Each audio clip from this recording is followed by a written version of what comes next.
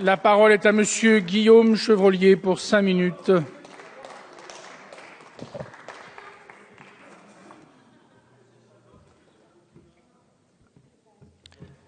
Monsieur le Président, Monsieur le Ministre, chers collègues, le projet de loi qui est présenté ce soir au plein cœur de l'été fait partie d'une série de lois réformant les différentes élections.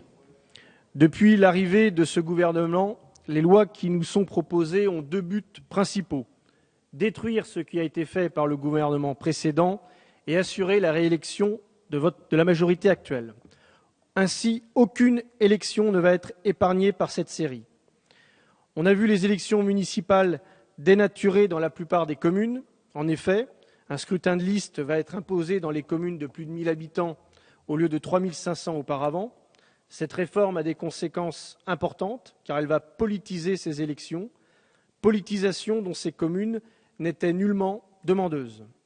La capitale, Paris, a le droit aussi à son projet de loi modifiant le nombre et la répartition des sièges des conseillers de Paris, dont le but est assez transparent: maintenir la majorité socialiste dans la capitale.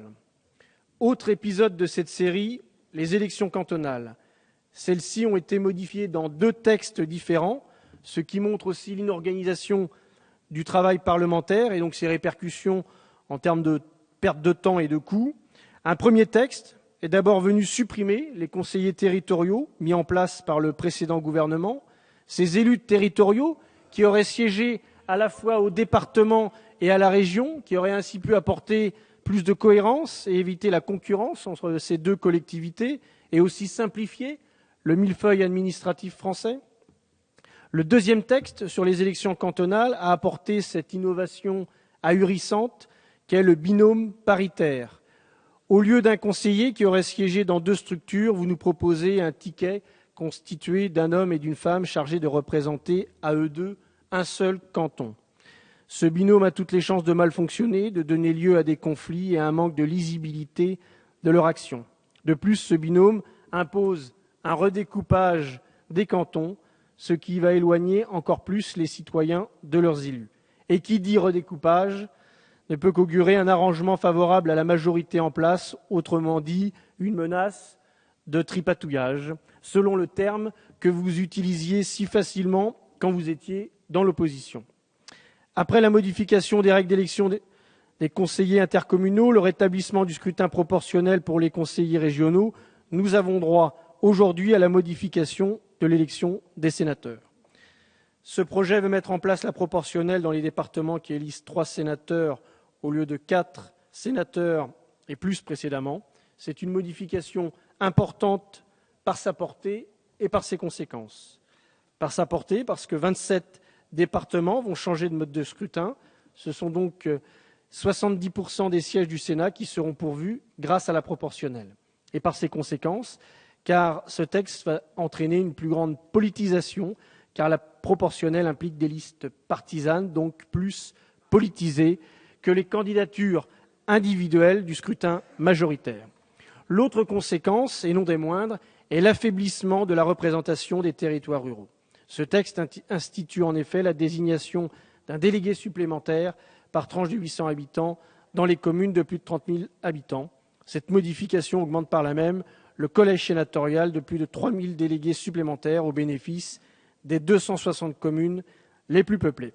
Mécaniquement, cette évolution va diminuer la représentation du monde rural au Sénat.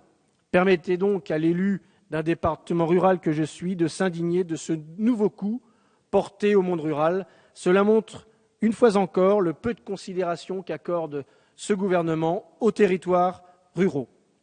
Tout le monde aura compris, la finalité de ce texte est de vous permettre de conserver la courte majorité dont vous disposez au Sénat depuis le dernier renouvellement. Majorité tellement juste d'ailleurs que nombreux textes, non des moindres, sont retoqués par la Haute Assemblée.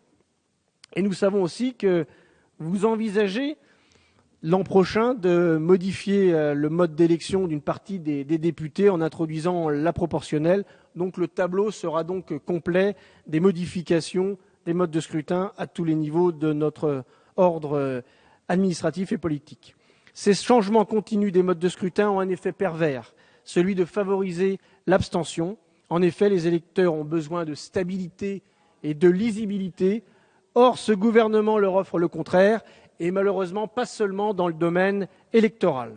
Il nous reste à espérer que les Français prendront conscience des objectifs purement électoraux de ces projets de loi. Les Français doivent savoir que ce gouvernement, au lieu de s'attaquer aux maux qui frappent notre pays, le chômage, la baisse du pouvoir d'achat, le manque de compétitivité de nos entreprises, ce gouvernement préfère manipuler les scrutins pour garder sa majorité. Au lieu des réformes structurelles dont notre pays a besoin, vous pensez à votre réélection. Espérons que les Français s'en souviendront lors des prochains scrutins. Merci.